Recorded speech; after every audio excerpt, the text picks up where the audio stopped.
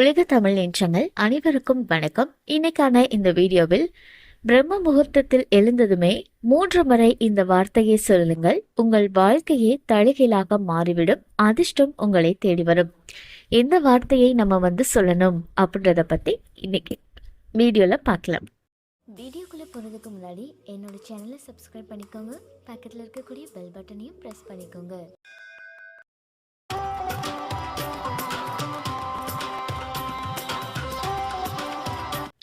பிரம்ம முகூர்த்தம் அப்படின்னு சொன்னாலே பல பேருடைய வாழ்க்கையை மாற்றிய ஒரு நேரம் அப்படின்னு சொல்லலாம். இதை அமிர்த நேரம் அப்படின்னு கூட சொல்லுவாங்க. நமக்கு அதிர்ஷ்டத்தை அள்ளித்தரக்கூடியது தான் இந்த பிரம்ம முகூர்த்த நேரம். இந்த நேரத்தில் நீங்கள் எந்த ஒரு பூஜை செய்தாலும் சரி, வழிபாடுகள் செய்தாலும் சரி, அது மற்ற நேரத்தில் செய்ததை விட பல மடங்கு பலனை கொடுக்கும். இந்த நேரத்தில் நம்ம எழுந்து தீப வழிபாடு, வீட்டில் தீபம் ஏற்றி வழிபட்டோம் அப்படின்னா நம்மளுடைய வாழ்க்கை எவ்வளவு கஷ்டங்கள் நிறைந்து இருளாக இருந்தாலும் அது எல்லாமே நீங்கிடும் அப்படின்னு சொல்லப்படுது. அப்படி இந்த பிரம்ம முகூர்த்த நேரத்தில் விளக்கேற்றும் போது சில விஷயங்கள் எல்லாரும் மனசுக்குள்ளேயுமே ஓடும். இதெல்லாம் செய்யலாமா, இதெல்லாம் செய்யக்கூடாதா அப்படின்றதெல்லாம் ஓடும். அதை பற்றியும் இந்த நேரத்தில் நம்ம சொல்லக்கூடிய அந்த வார்த்தையை பற்றியும் இன்னைக்கு பார்க்கலாம். முக்கியமாக இந்த பிரம்ம முகூர்த்த நேரத்தில் நம்ம எந்த ஒரு வழிபாடுகள் செய்தாலுமே அதுக்கான பலன் அப்படின்றது பல மடங்கு இருக்கும் அப்படின்னு சொல்லுவோம். அப்படி அந்த வழிபாடுகள் செய்கிறதுக்கு முன்னாடி எப்பொழுதுமே நம்ம குளிச்சுட்டு தான் செய்வோம். அப்படி இந்த பிரம்ம முகூர்த்த நேரத்தில் நம்ம குளிச்சுட்டு தான் விளக்கேற்றணுமா இல்லை குளிக்காமல் விளக்கேற்றலாமா அப்படின்ற டவுட் எல்லாருக்குமே இருக்கும். முக்கியமான ஒரு விஷயம் ஞாபகம் வச்சுக்கோங்க. நீங்கள் எந்த ஒரு விஷயத்த செய்தாலுமே உங்கள் மனசு அதில் ரொம்ப தெளிவாக இருக்கணும், மனக்குழப்பம் இல்லாமல் இருக்கணும். நீங்கள் முதல் நாள் நான்வெஜ் சாப்பிட்டுட்டு விளக்கேற்றும் போது உங்களுக்குள்ளேயே ஐயோ நேற்று சாப்பிட்டுட்டோமே நான்வெஜ், இன்றைக்கி இப்படி குளிக்காமல் விளக்கேற்றுறோமே அப்படின்னா மனசுக்குள்ளே ஒரு உறுத்தல் அப்படின்றது இருந்துக்கிட்டே தான் இருக்கும். அந்த மாதிரி நீங்கள் முதல் நாள் அசைவம் சாப்பிட்ருக்கீங்க அப்படின்னா அன்னைக்கு குளிக்காமல் தீபம் ஏற்ற வேண்டாம்.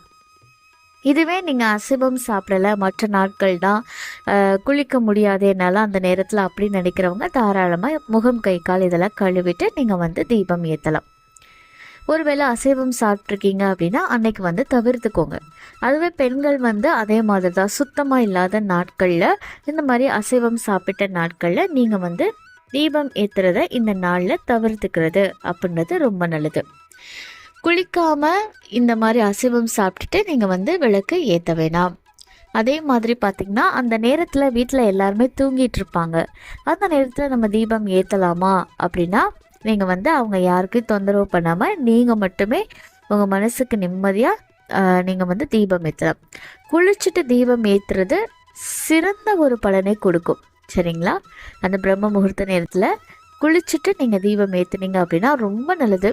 ஒருவேளை முடியாது அப்படின்னு நினைக்கிறவங்க நான் முன்னாடி சொன்ன மாதிரி கை கால்கள்லாம் அலும்பிட்டு அதுக்கப்புறமா நீங்கள் தீபம் அப்படின்றத ஏற்றலாம்.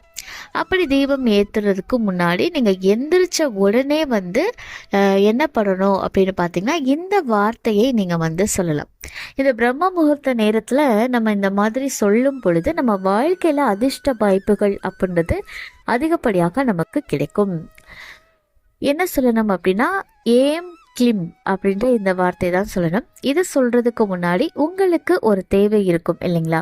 இப்போ நீங்கள் யார்கிட்டயாவது கடன் வாங்கியிருக்கீங்க, அந்த கடனை சீக்கிரமாக அடைக்கணும் அப்படின்னா என்னுடைய கடன்லாம் சீக்கிரமாக தீரணும் அப்படின்னு சொல்லிட்டு ஏம் கிளீம் ஏம் கிளீம் ஏம் கிளீம் அப்படின்னு 3 தடவை இந்த வார்த்தையை சொல்லுங்கள்.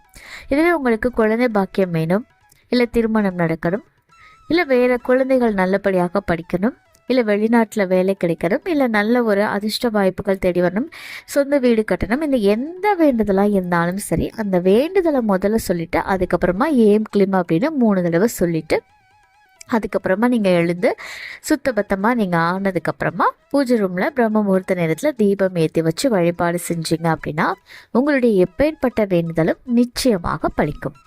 இந்த தகவல் உங்களுக்கு பயனுள்ளதாக இருக்கு அப்படின்னா மறக்காம உங்கள் நண்பர்கள் கூட பகிர்ந்துக்கோங்க. மேலும் இது போன்ற ஆன்மீக தகவல்களுக்கு என்னுடைய சேனலை நீங்கள் சப்ஸ்கிரைப் பண்ணிவிட்டு பக்கத்தில் இருக்கக்கூடிய பெல் ஐக்கானையும் ப்ரெஸ் பண்ணிக்கோங்க. நன்றி.